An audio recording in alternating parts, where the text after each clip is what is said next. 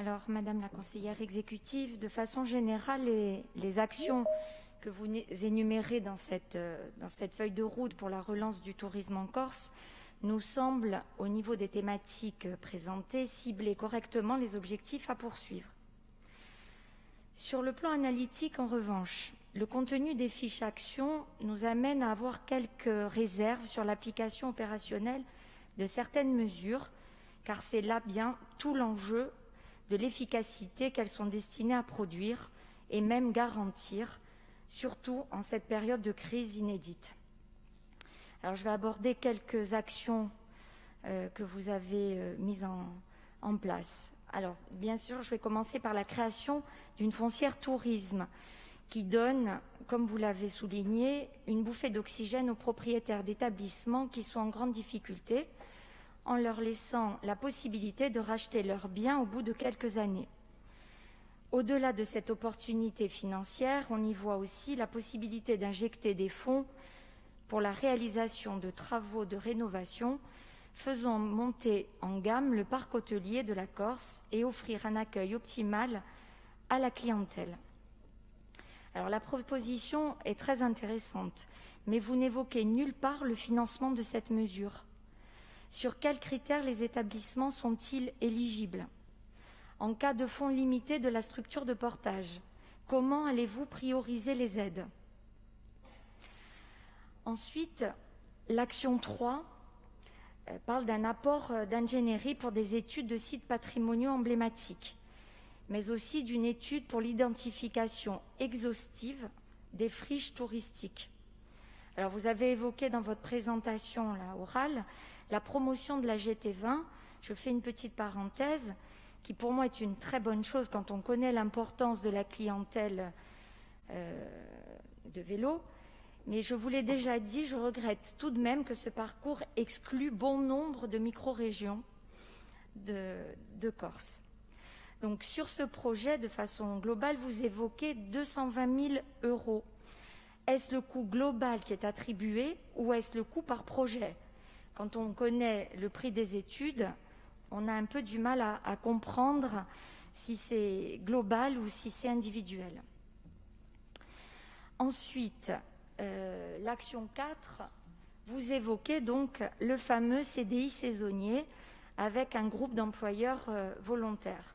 Alors, nous sommes très ravis que cette mesure, qui est chère, alors d'une part au cercle des grandes maisons, et mes collègues l'ont cité, mais chère aussi à notre collègue Camille de Rocazère, qui depuis une dizaine d'années essaye de vanter cette mesure.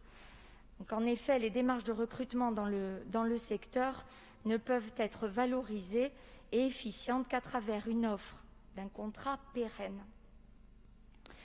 En parallèle, vous mettez l'accent sur les besoins en formation qualifiante qui correspondraient aux besoins des employeurs. Pour cela, vous souhaitez mobiliser le PRIC. C'est effectivement justement sa mission. Mais ce plan a été signé en 2019. On aurait peut-être pu mobiliser un petit peu plus tôt donc ce PRIC. La crise a accentué les choses, mais le problème de recrutement des saisonniers n'est quand même pas nouveau. Ensuite, sur la création du village de saisonniers. Alors là aussi, nous trouvons cette proposition intéressante, mais vous ne donnez pas d'éléments financiers ni de détails de mise en œuvre. À la lecture du rapport, il me semblait que ces tiers-lieux étaient physiques. Lorsque vous l'avez présenté tout à l'heure à l'oral, il me semble que vous avez parlé de tiers-lieux numériques.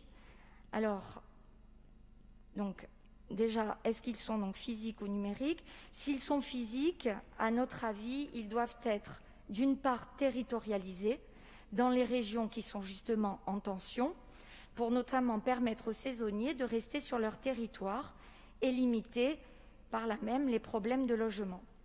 D'autre part, il nous semble que ces espaces doivent se situer dans des lieux emblématiques pour être attractifs et ne pas se substituer aux maisons de l'emploi qui sont déjà existantes.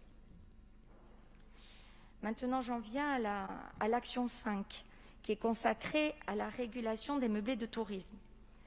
Alors je fais une petite précision, mais bien évidemment, lors de la rédaction du rapport, Ajaccio n'avait pas encore délibéré, donc vous notifiez qu'aucune commune de Corse ne s'était engagée.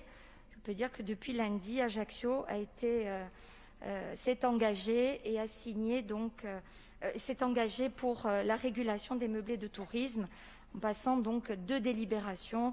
La première sur le changement d'usage des biens, la deuxième sur l'inscription de ces biens. Donc j'espère que ça fera des émules et je me tourne vers mon collègue de Bonifacio qui m'en a touché un petit mot tout à l'heure. Je pense qu'il va m'emboîter le pas dans cette démarche. Donc ça, c'était une petite parenthèse.